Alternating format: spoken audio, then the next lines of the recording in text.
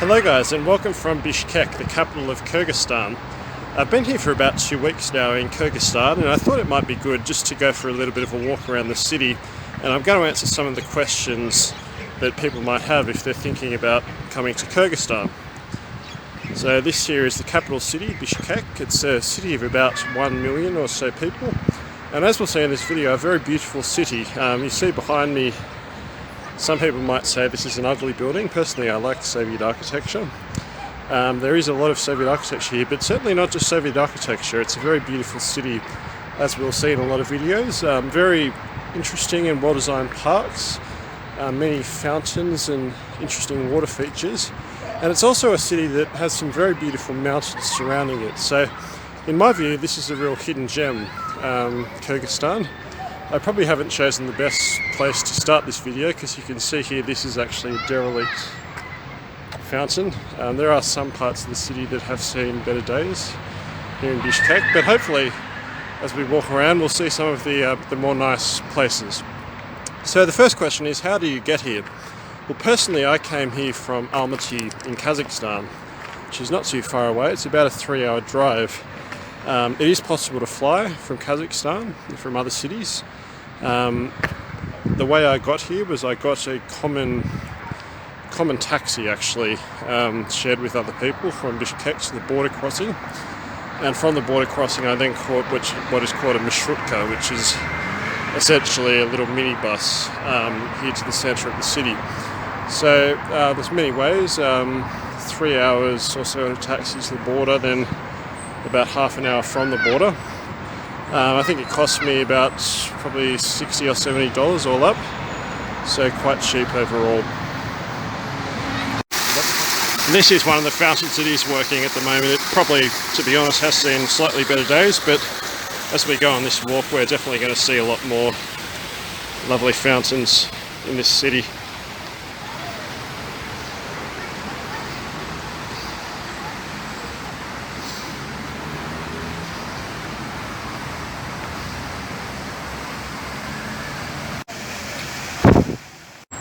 And the second question is it safe? Now, I can only really speak from my personal experience here. I've been here for about 2 weeks. I've been mainly in the capital city. Granted, I've mainly been in the centre of the capital city, although I have gone out to some random different parts of the city, and also to a place called Lake Issyk, which is about a 2 to 3 hour drive or train ride from the city. Personally, I've had no issues whatsoever. I haven't witnessed any crime. I've had no abuse or crime portrayed against me. I've never had the perception here that the country or the city is not safe. So that's certainly my experience. I'm from Australia. I don't personally, based on my own experience here, consider this country to be any less safe than Australia. The next question is it cheap? And I can certainly say the answer to this is yes. For someone coming from a place like Australia or a Western country. Now personally I'm paying in a hotel here 2,000 som per night, which in Australian dollars is about $36 a night. It's a relatively good hotel here. When I was out at Lake Issyk, I was paying 1,000 som per night, which is about $17. So certainly a lot cheaper than you'll get somewhere like Sydney. And in terms of other things, for instance, going to a restaurant and having a good meal, a stolovia here, or like a dining room, you can certainly sit down and have a meal for about 250 or 300 som, so you're looking at no more than $5 or $6. In terms of groceries and everything, what we're actually going to do is we might just find a little supermarket here and walk in and just have a look at some of the prices we can find in Kyrgyzstan. The next question is, what is language like here? Can you get by just with English or another language? Well, personally I've found if I ever go to a hotel or to a common tourist place, I find that people tend to speak at least a little bit of English. I have to say English here is probably not as good as many other countries around the world. Certainly not everyone here speaks English. If you obviously go to a place like England or the Netherlands or Germany, you'll find like almost everyone speaks English, but I must admit here, I think like in terms of fluent English, like the percentage would probably be maybe 20 or 30%, so not really a huge amount. In terms of the local languages, there's Russian and Kyrgyz. Most people tend to speak both or know both to some degree. I did do a walking tour here with a lady in English, and she was explaining actually that amongst younger people, Russian tends to be the main language now. So there are some younger people who don't really speak Kyrgyz. So I think learning a little bit of Russian, or just knowing some phrases, knowing to say the numbers, things like this, it certainly will help you here. Particularly when you run into a person who doesn't speak English. I did encounter this out at Lake Issyk a fair bit. Here in the capital city, I think a few more people do tend to speak English, and also learning a little bit of a language like Russian, it would help you if you go to other countries nearby, for example Kazakhstan, Kyrgyzstan, or really anywhere in the former Soviet Union. And this is another fountain that looks like it's actually seen better days. Perhaps it's working, but they just haven't turned it on. But I do assure you we will see a completely functional and working fountain soon, so just bear with me. This is some kind of a statue from the Soviet period here. Of course, this country was part of the Soviet Union for really the entire history of the Soviet Union, from I believe it was 1917. It may have taken a little while for this country to be fully absorbed into the Soviet Union, but from 1917 all the way through to 1991. And one thing about this city is really they have kept all of the, well, not all of, I suppose, but really a lot of the former Soviet the public monuments. So you see things like here, like these statues. There's a statue of Lenin, which we'll come to soon, and also Marx and Engels. So certainly here they're not ashamed of their history, and they have kept, I think, as a memorial a lot of their history here. But the country has moved on. Of course, it's no longer communist. You would have seen around me, we saw KFC restaurants and a whole range of capitalist businesses, but certainly a lot of the infrastructure of the city, which was built in the Soviet period, they have kept. And to their credit, I think really a lot of the design of the history, some of the parks that we're about to walk through, the way it has been preserved, it was actually designed very well initially. Just a lot of the water features they're connected to each other in the park. So we're just going to have a little bit of a wander around now and try and view some of the nice parks of the city. So fortunately these fountains are still working, and it is really nice to see the ones that are still operating.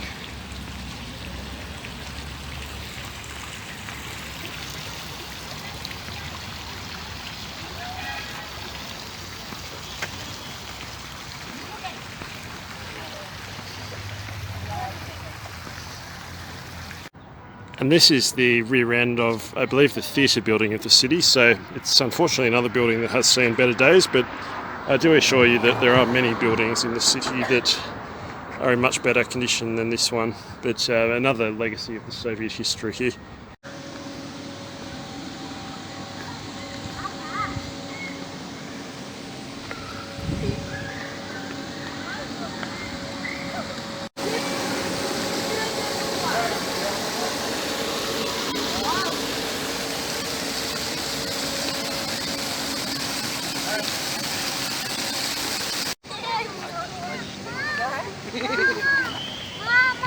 Ахмед, скажи.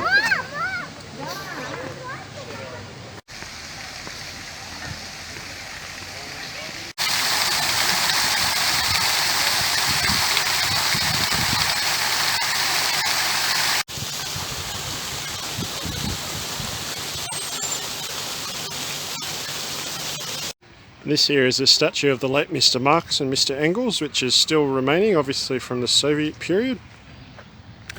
And behind me, I believe this is some kind of a Soviet era, either a government building or a university, I'm not quite sure. But perhaps now still being occupied by a government building.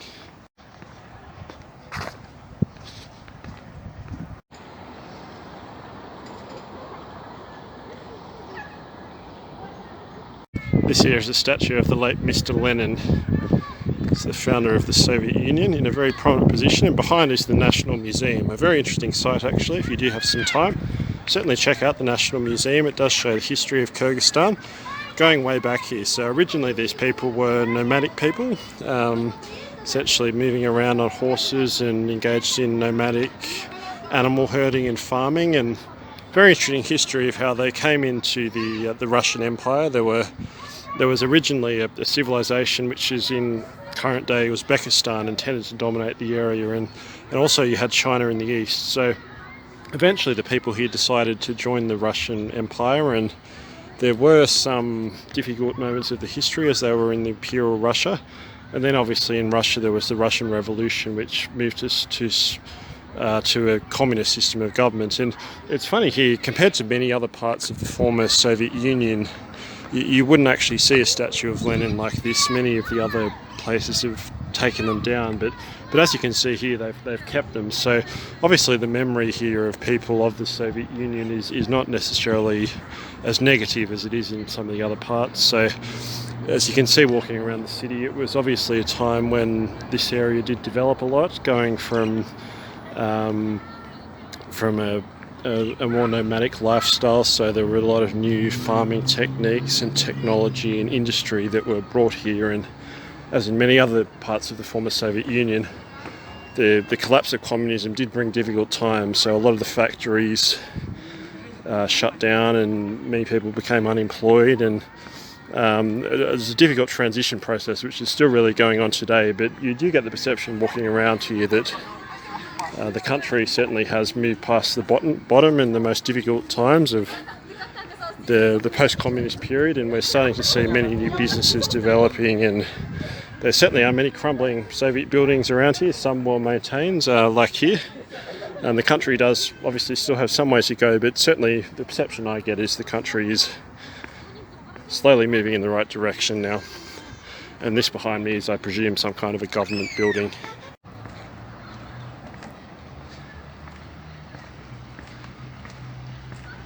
Some type of lovely Soviet mosaic here on the wall. And this here is a very fun place. It's some kind of a theme park in the middle of a normal park. So it's something I've found quite a lot in the former Soviet Union. Like, you just walk through parks in the middle of the city and all of a sudden you end up in a theme park. So perhaps the local government here, they just try and make the parks a bit more of a fun, enjoyable place for people. I did ride this yesterday. I probably should have filmed something for you, but certainly a very nice view up there at the top of the Ferris wheel. You have a very nice view of the city and the mountains. And also there's a variety of fun rides here I haven't actually tried yet. Perhaps I should. You can see here there's all sorts of different rides. There's some for kids. And a lot of fun rides for adults as well. So let's keep walking through this theme park and we'll see if we can get back to the main street and check out some more statues and also some more of the main public buildings here.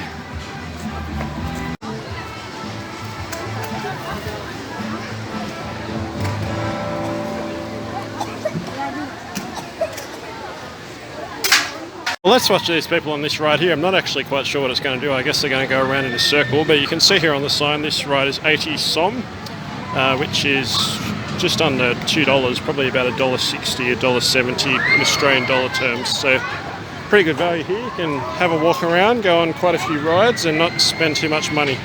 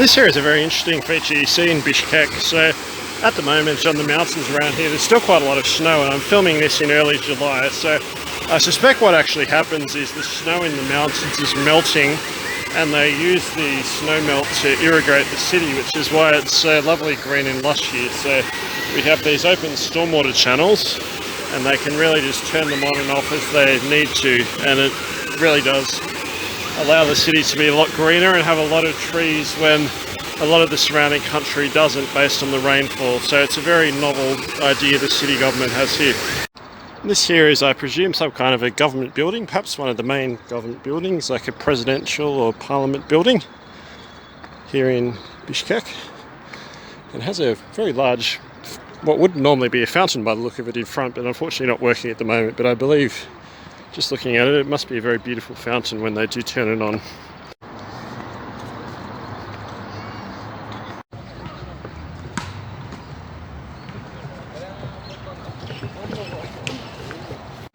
And this here is the front of the National Museum, so another statue here, please forgive me, I have no idea who it is, presumably some kind of a very important Kyrgyz figure here.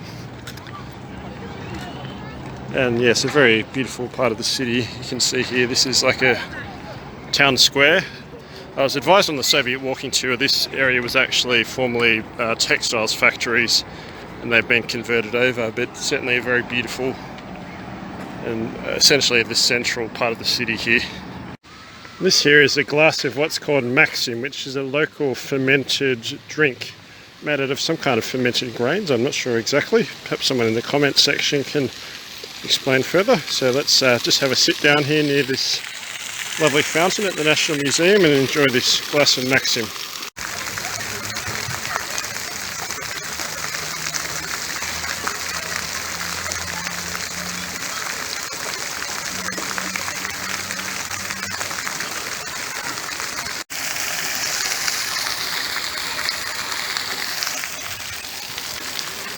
Okay guys, well we stopped for a little bit of a bite to eat at a Soviet diner here called a Stolovya, and you can see here all of this for about $7.50 Australian.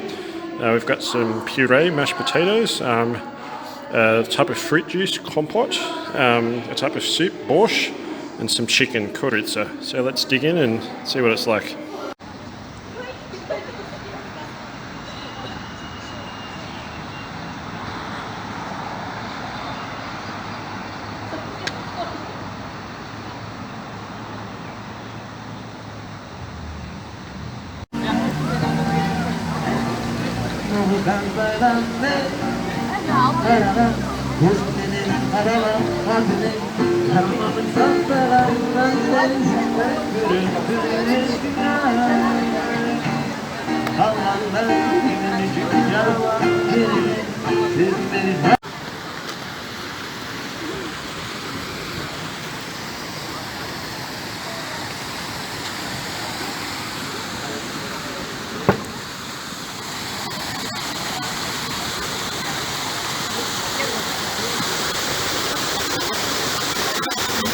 Okay, so we're here in a supermarket. Let's check out some of the prices. So we have some apples here.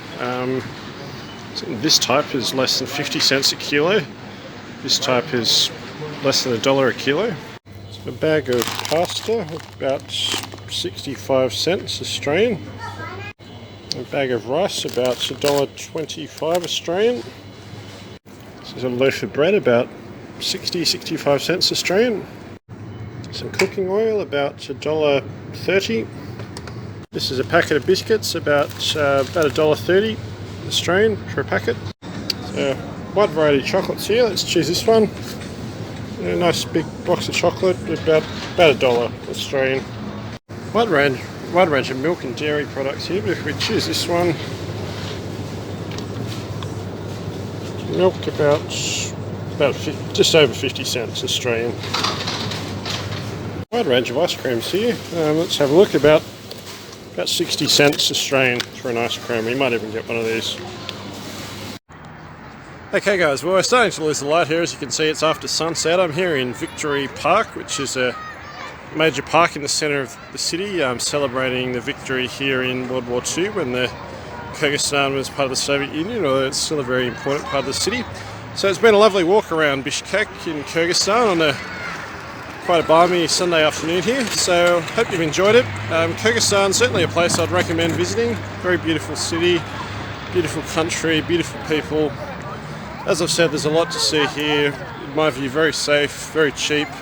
So a highly underrated country. A lot of people don't know about it. Not too many tourists here, but I think it's certainly a place that is going to be on more people's radar going forward. So I'm about to head off to my hotel. You can see here in the distance, if I can switch over. There we go, the Hotel Dostuk, which is a nice, authentic Soviet hotel experience. So thank you for watching, and I'll see you in another video soon, hopefully somewhere else here in Central Asia.